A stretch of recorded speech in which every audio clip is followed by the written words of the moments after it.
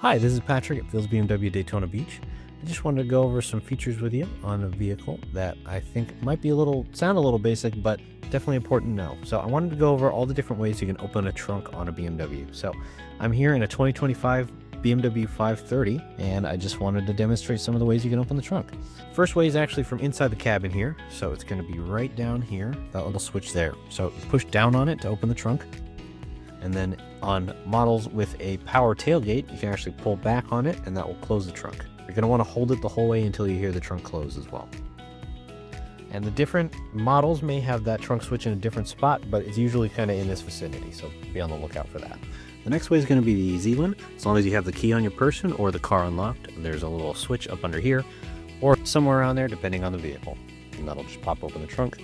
And then again, with a powered trunk lid, you can hit one of these buttons. This one will close it, this one will close it and lock the doors. Next up is your key. So depending on the key you have, it could be on the side here or on some of the other ones that are triangle shaped, it'll be up at the top, or sorry, down at the bottom. So you press and hold and that will pop the trunk. And again, you close it with those buttons at the top.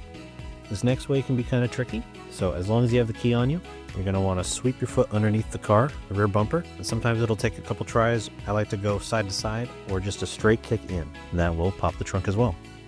And that method can also be used to close the trunk. And again, just a matter of getting the practice on it and seeing which spot your car likes the best, where you can hit it to close the trunk. And you don't actually want to kick the vehicle, you're just putting your foot underneath the bumper.